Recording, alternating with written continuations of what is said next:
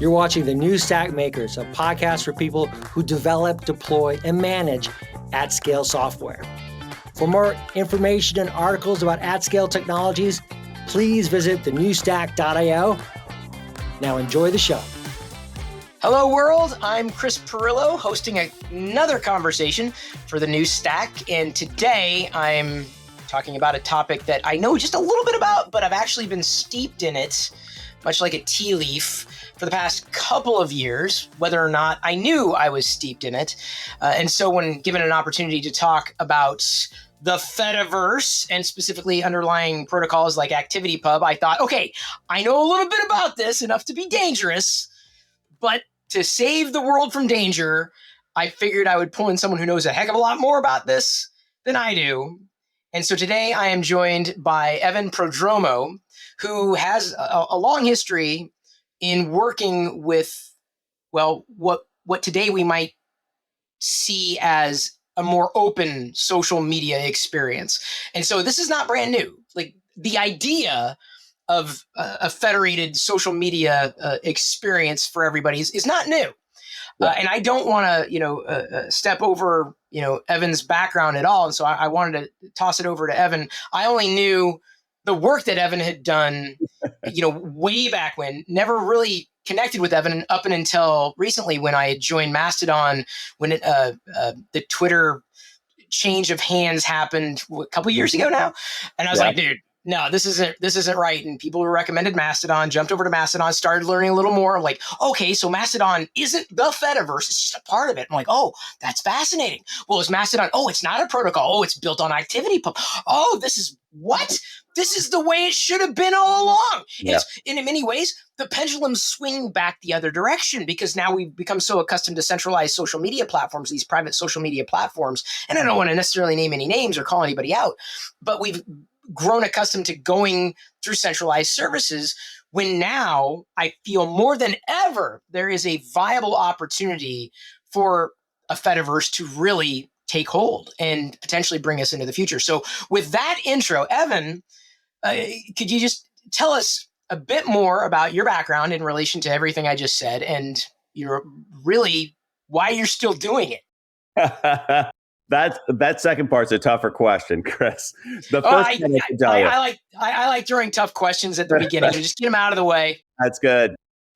So look, my name is Evan Prodromou. I've been working on decentralized social networks. That's the other thing that we call them, the Fediverse, since 2008, when I founded a service called Identi.ca. Identi.ca was a Twitter-like website. So it looked very much like Twitter. This was about a year after Twitter was formed. But it had some interesting differences. One was that the software was open source. So you could download the software and install it on your own servers and run your own little Twitter. But the second part of it was that it was federated. So if I had a little Twitter and you had a little Twitter, we could connect them up, and people on one could follow and talk to people on the other.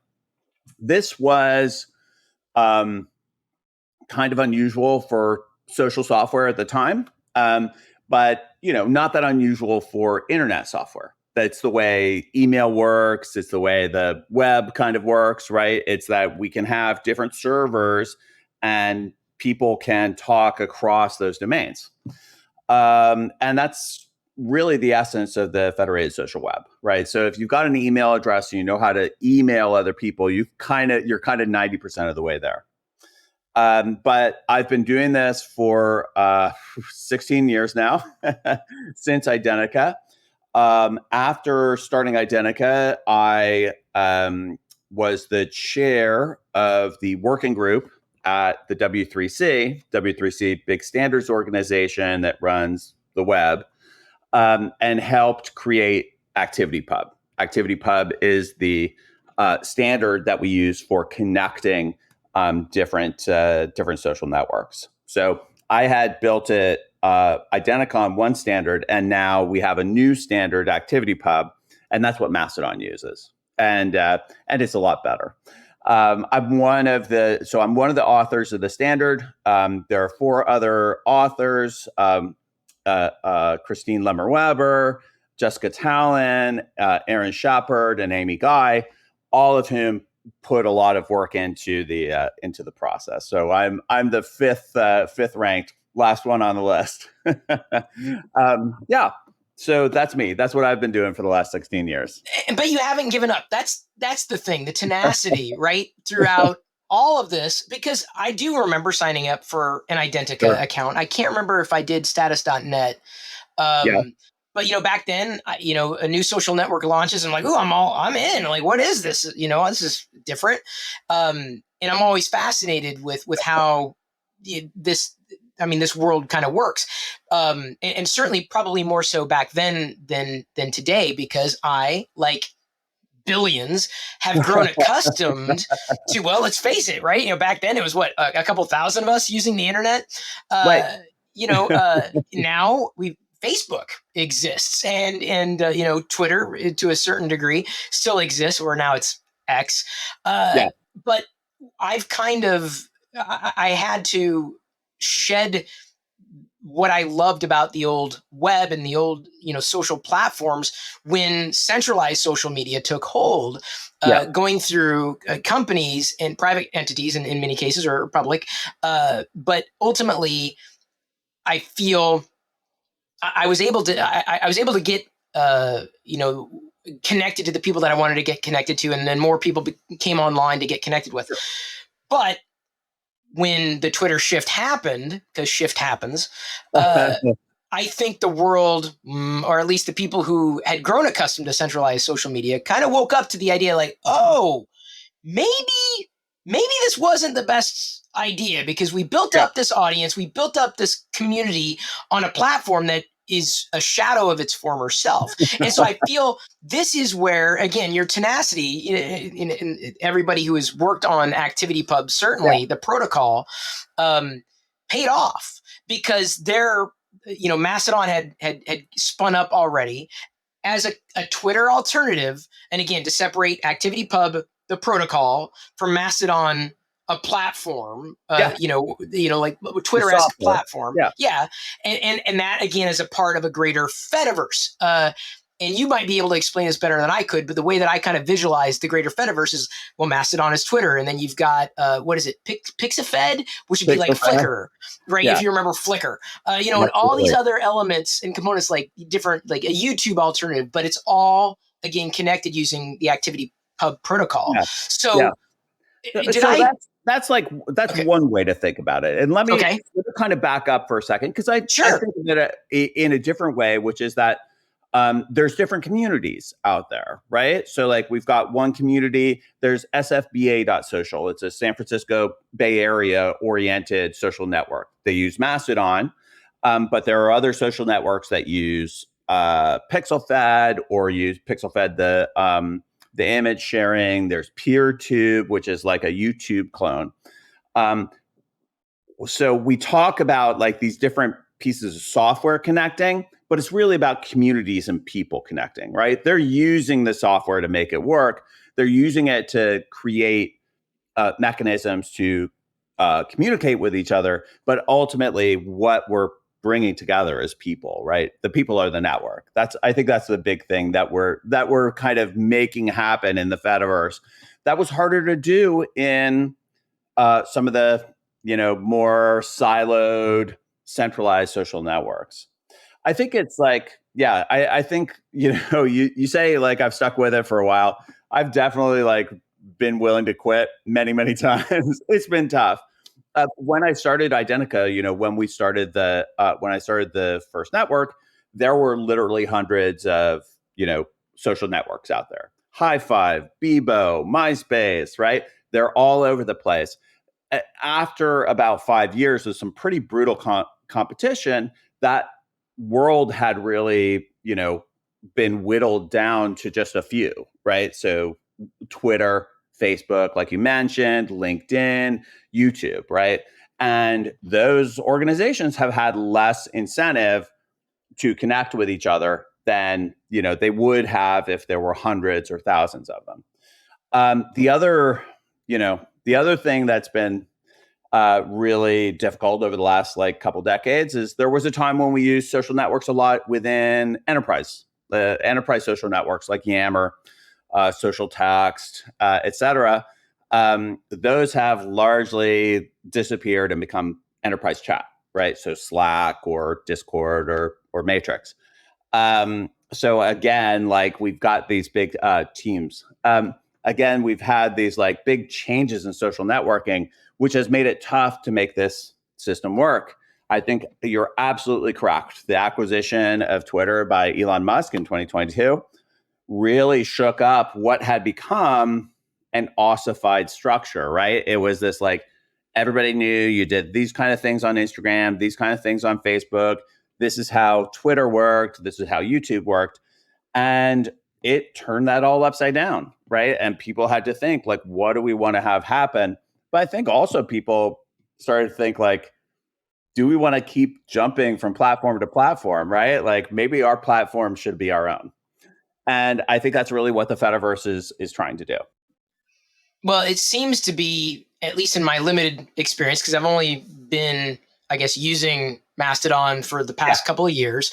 It seems to work in the sense that up front, and I think some people have pushed back on this, and I don't blame them, I don't fault them, you never blame the user, being a little confused up front, like saying, well, wait a minute, it's Mastodon, but you're asking me to join an instance? What?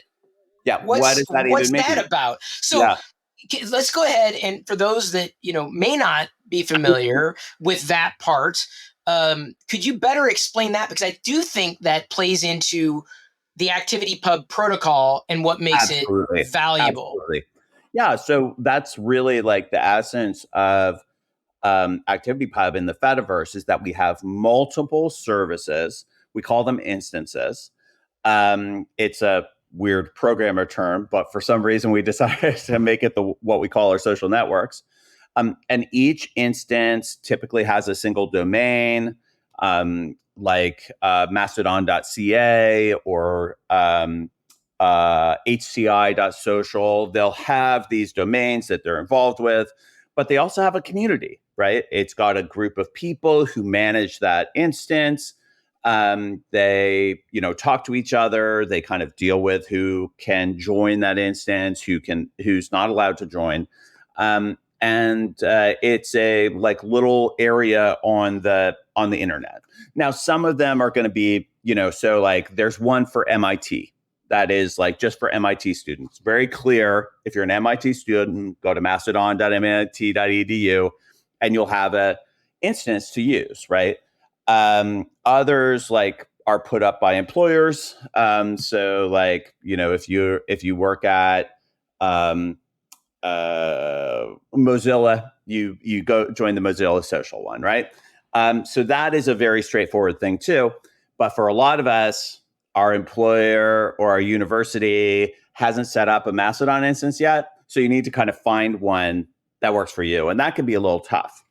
A lot of times people look for something that's geographically local, like looking for something Canadian. I live in Canada. So like I look for one that's Canadian.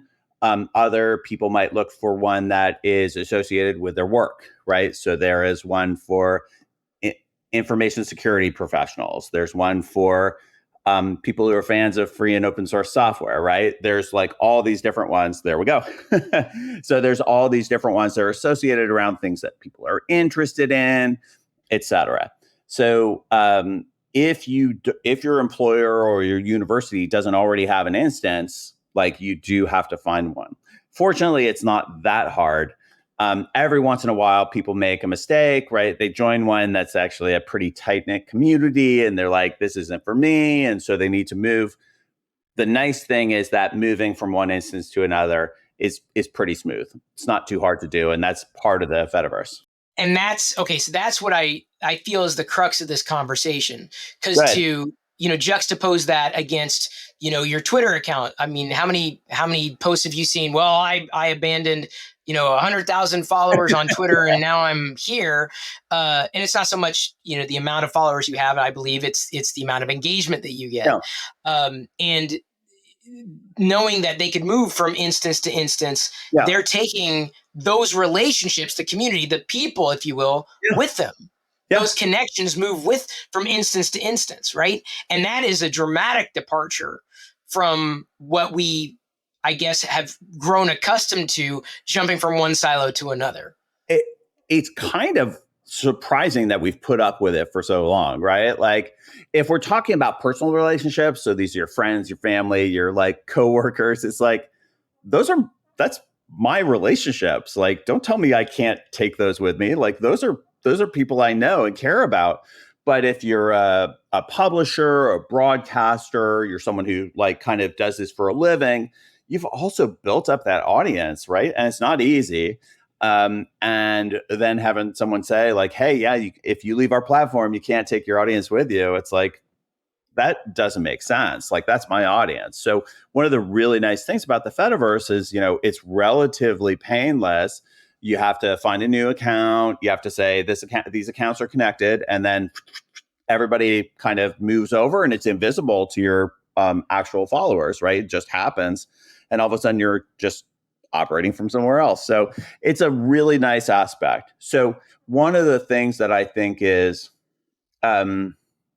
really interesting here is that it lets us find the kinds of communities that make sense for us, right? The kind of platform community that makes sense for us. I was looking for a Star Wars community to join, and I mean, I'm sure there's an instance somewhere, but I ultimately went just with Mastodon.social because it was like, okay, it worked well enough. Like, I was like, I didn't need to worry about, I guess, too much about reading into charters and knowing a small community. I was fine in joining something that was going to be broad and that would attract a lot of different people, knowing full well, like many have, I could move that address to, something entirely new, including self-hosted, should that ever become, a little more point click friendly for me as someone who enjoys what developers do, but couldn't necessarily. I don't want to babysit servers. I don't want to. You don't need worry to about do that. You want to be where you are.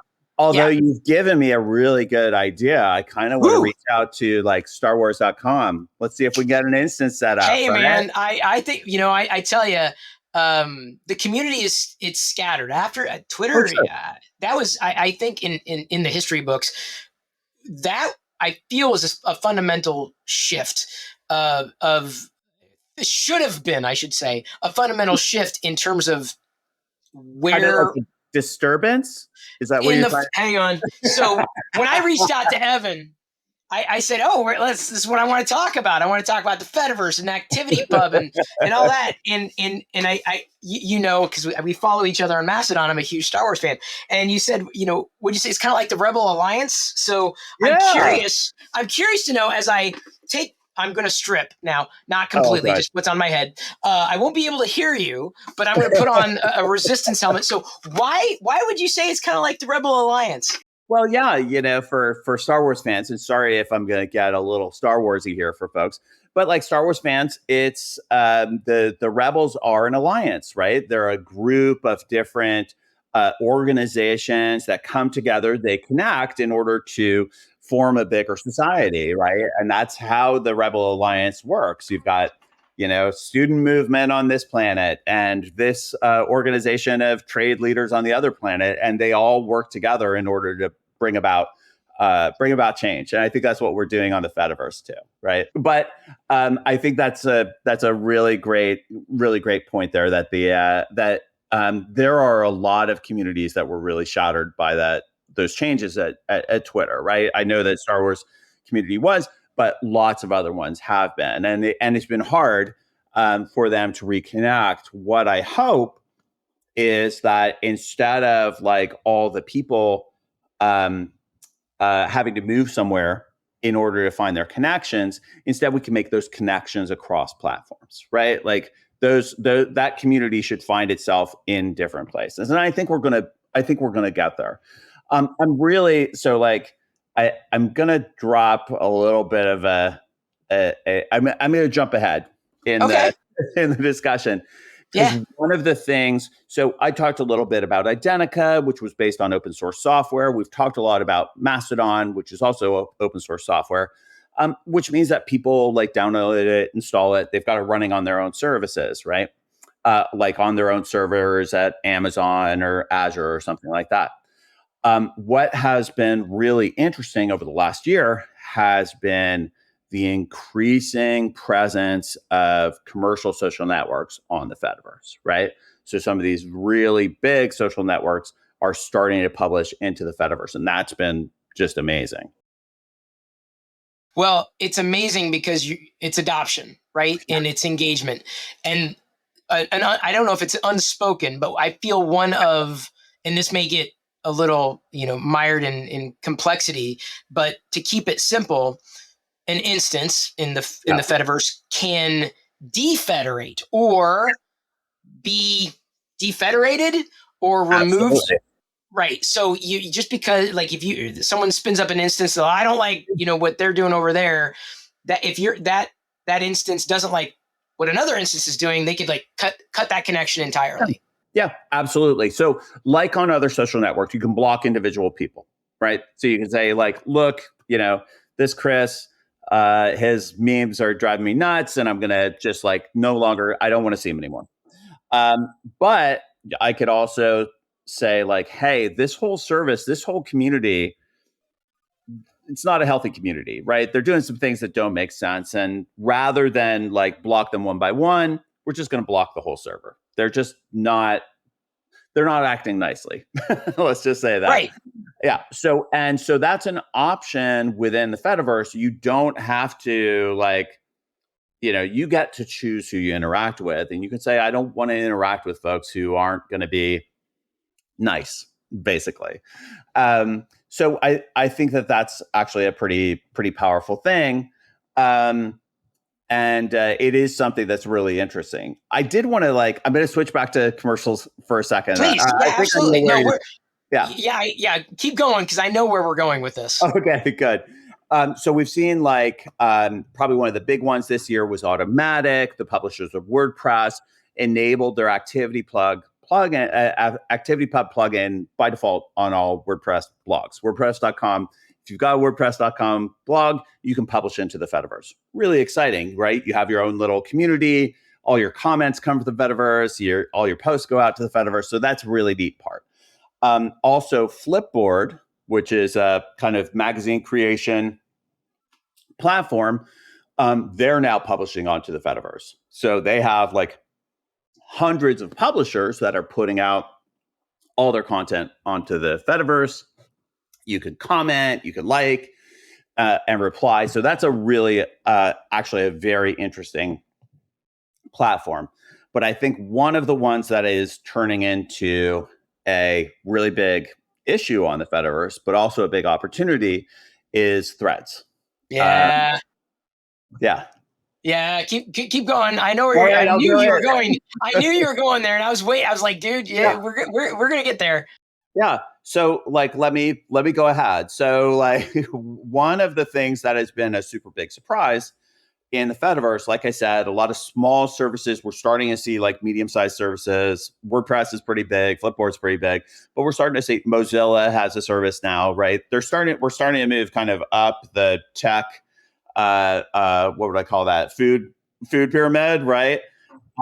And what has been really kind of surprising is that last year, Meta, the makers of Instagram and Facebook, said, hey, we're going to support with our new microblogging program, our new Twitter-like platform, we're going to support the Fediverse. And we're going to have it two-way interactions between our service and the rest of the world.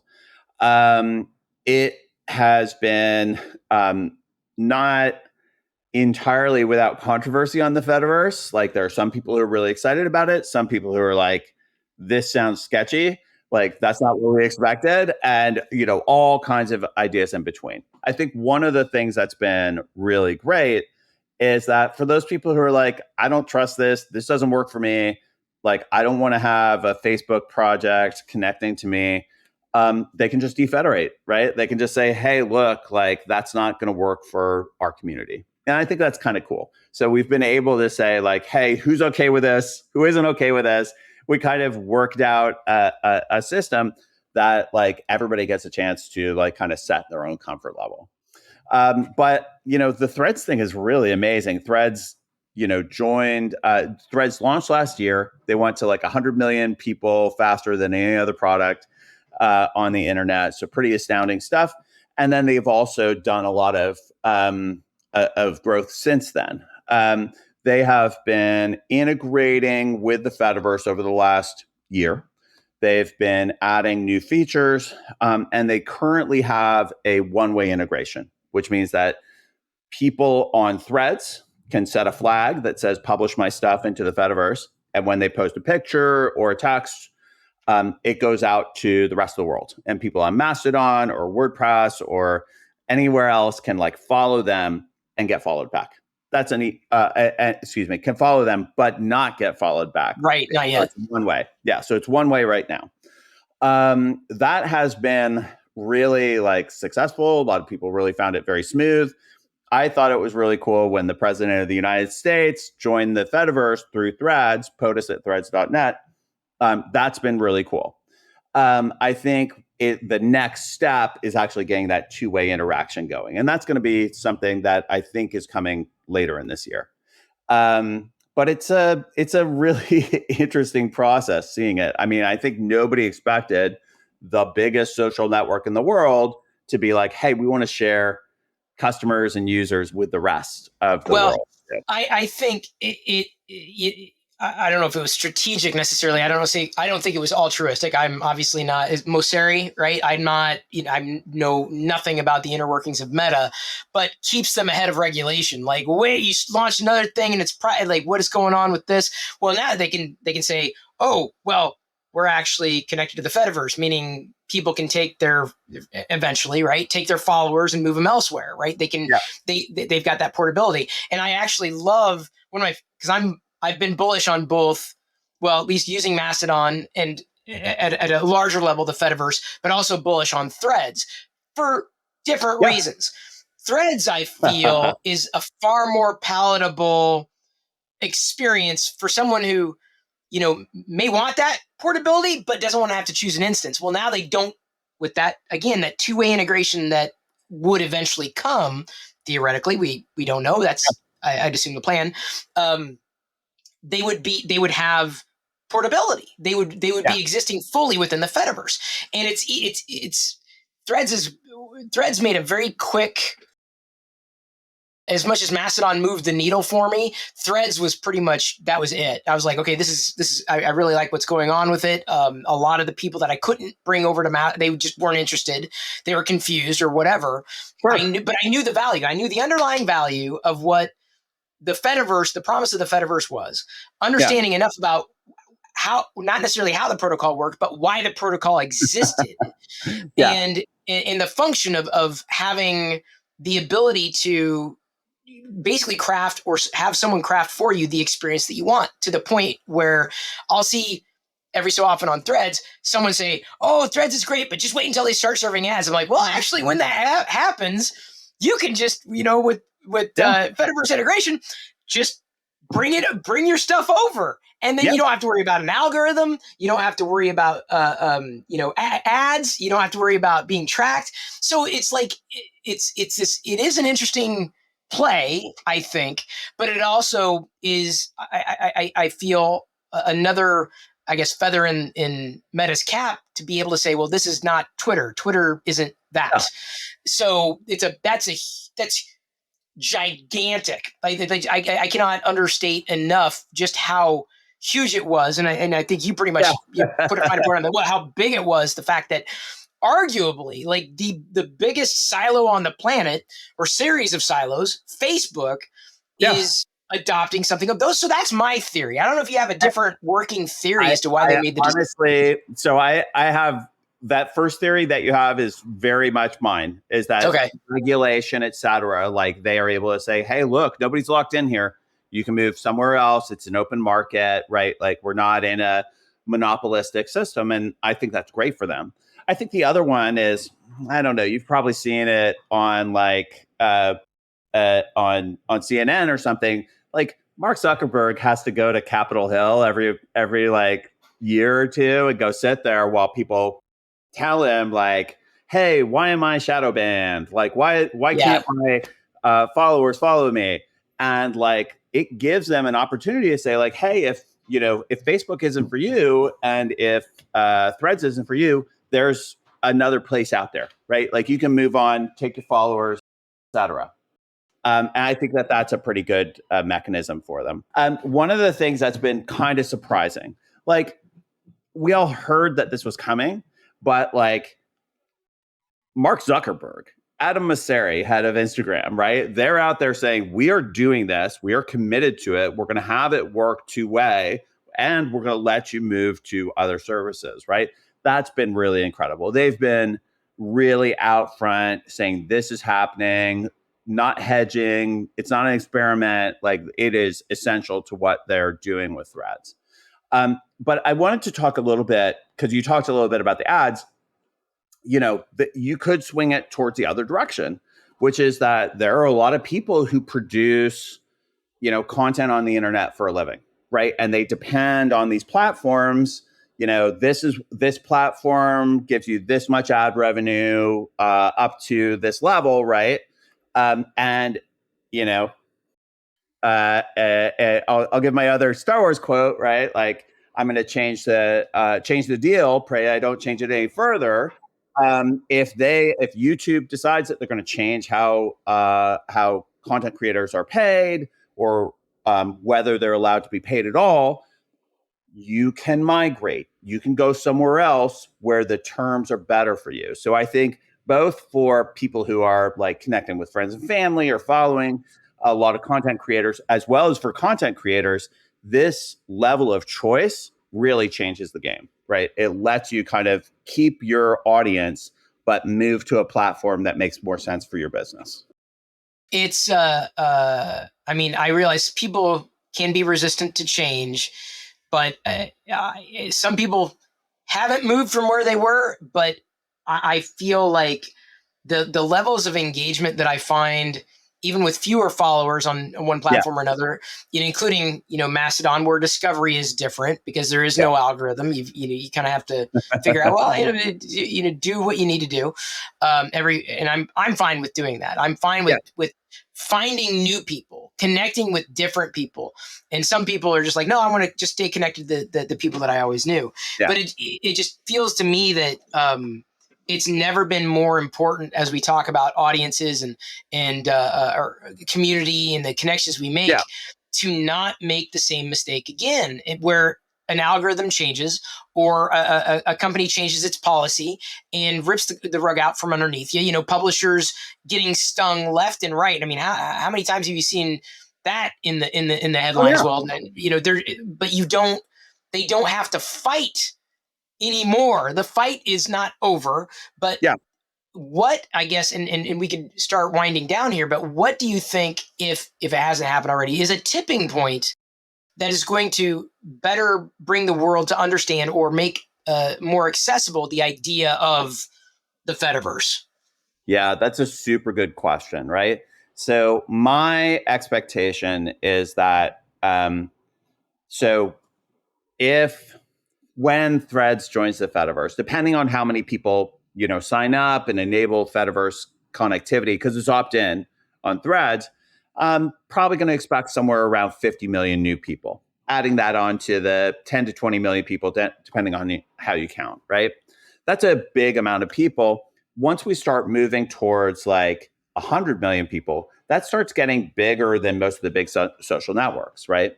So like, what I think gets interesting is if we go from, just Threads and Mastodon and the various other open source systems and Flipboard, and we start seeing some of the other networks come in. So Automatic has talked about Tumblr joining. Tumblr's about 100 million people, right? Then this becomes about 200 million people on this whole network, right? And I think that momentum gets hard to stop. Right? Once it starts being bigger than your centralized social network, it's like, there's no reason why you wouldn't join, right? It doesn't make business sense not to join. And so I think we're going to start seeing like some virtuous cycle effects happen as we cross over from like a relatively small social network to becoming a bigger and bigger social network. Now, the final tipping point is when it's the biggest social network. I think that's a little far away, but like it could happen, right? When all those social networks are connected. just the same as it is with email, we have one big global connected network, and that lets us all communicate. What happens when we have one big global connected social network? That's going to be exciting. With an asterisk that no one really controls. Like, you're not going through a silo. Absolutely. Nobody's in charge. Yeah. And you get to make your own choices. Which seems utopian, but it's playing out every day. Yeah. Like, this is not pie in the sky. And where there's a will, there's a way, for people that kind of stop themselves. Like, no, it's too, no, just try it. I'm not a developer, wouldn't know how to handle an API, or wouldn't know an API from an SDK. But I could figure it out from a user's perspective, from a publisher's perspective, or a content creator's perspective. I'm like, oh, that's how this fits. Okay, this makes sense.